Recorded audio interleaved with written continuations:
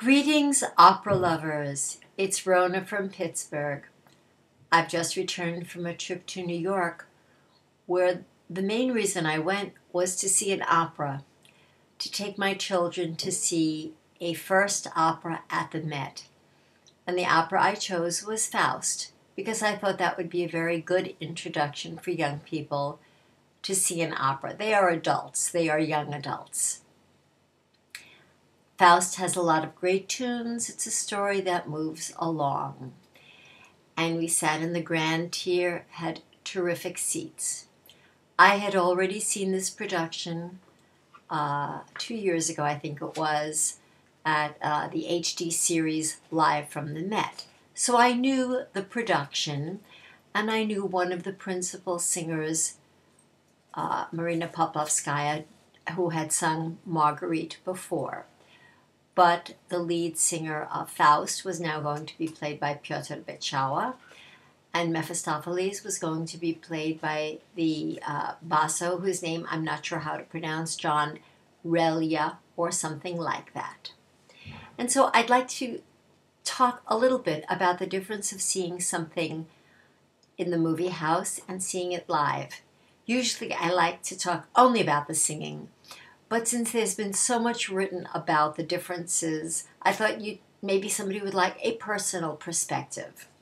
When I saw this production, I really liked the concept of updating Faust to something different, and I thought it was a good idea to have Faust as a scientist who's disillusioned with what he's done. After all, it seems like he's somehow involved in making the atomic bomb, and now he's very unhappy and is seduced by Faust to gain happiness through achieving eternal youth and finding Marguerite. And so when I saw the production, although I had already read the very strong negative reviews of the set, I kind of liked the idea of updating Faust, although I was very confused by the costumes as they didn't seem to represent either a consistent time or a country. And that's how I felt when I saw it live in the theater as well. However, I didn't really mind the production that much when I saw it in the theater. In the movie theater. After all, you have the cameras who can focus on the faces. You can watch them very close up. The camera can have all kinds of angles, looking up, looking down, sweeping the stage. It can be quite an experience, much different than sitting in your seat and watching the opera unfold in front of you. And this was what I saw when I sat in the grand tier at the Met.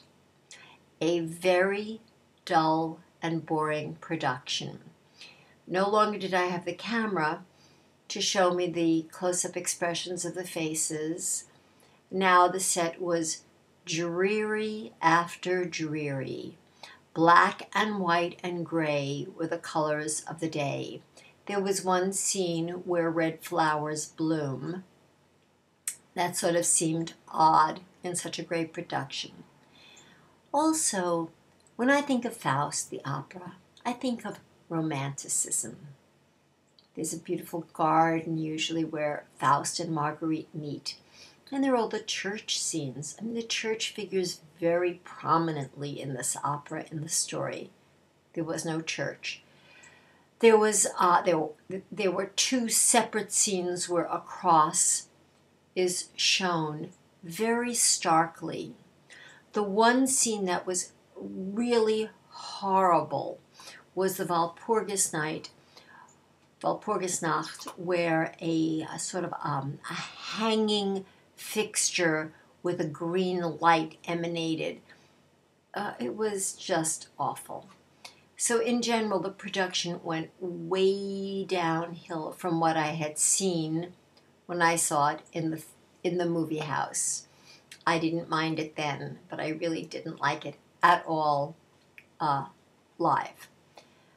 My children, my son who's seen some operas but hasn't seen one in a long time, and his significant other who had never seen an opera, also felt that the scenery was too dreary and too repetitive.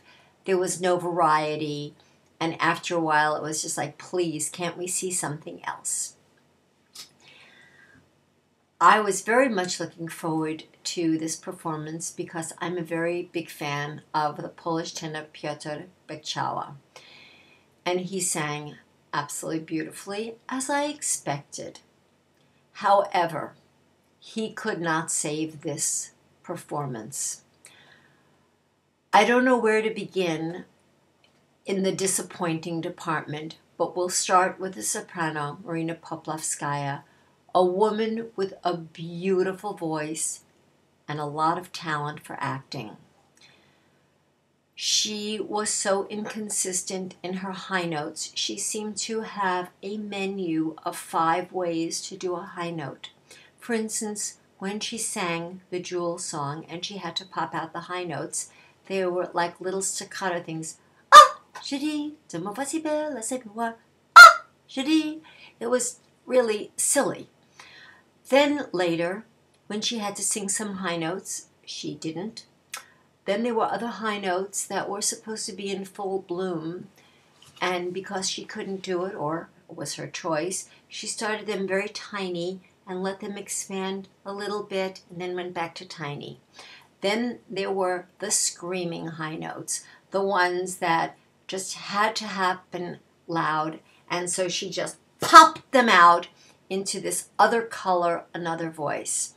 I know I've never been so specific before about a singer, but you pay a lot of money for these seats, and I thought that this kind of singing at the Met is unacceptable, my opinion. The basso, John, however you pronounce his last name, it's so interesting. Over the last many years, my husband and I've accompanied him for business trips, and I always try to find an opera to go to in every one he's been singing. So I've been following his career for quite a few years. In the beginning, I didn't care for his singing at all. He has improved a great deal. I think he's a fine singer, but he is not a good Mephistopheles. Or perhaps he would be a good Mephistopheles in a different production. In this one, he had 0 evil, 0 charisma. Okay, enough of opera trash talk. I want to mention the smaller roles. The best of the bunch was Si Belle, played by Julie Boulian. All I can say is she was really good. She showed us that in smaller roles, the Met can still fill the stage with professional and excellent singers. Also very good was Valentin, played by Alexei Markov. Just what you'd want, a nice baritone voice. In the very small role of Wagner was Richard Bernstein. He was fine. I personally did not care for the voice of Catherine Cook, who played Marta. She had a very large vibrato. However, in the ensemble numbers, the fact that she had this really large voice carried the day. The ensemble between the orchestra and the chorus was not so spot on. The conductor for the evening was Alain Altingoglu. I don't know how to pronounce it. Altinoglu. I don't think this was a good opera to judge what his talents are. It was the last performance of Faust of the season. I think everybody was ready to pack up and go home. There were no bravos. There was no enthusiasm from the audience. Polite applause.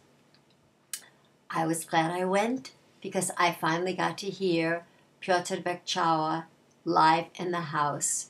His singing Faust's first act aria was absolutely beautiful. The other really interesting thing about his singing is that he never forced it, and it always filled the house, whether he was singing soft, medium, or ardently and in full voice. It was always elegant. So personal bravo to Piotr. It still was a beautiful experience for my family. The highlight, of course, for new people are the beautiful chandeliers. So I'm hoping next season will be a great one. There's one more HD production, Julius Caesar. I'm looking forward to it. Good night all.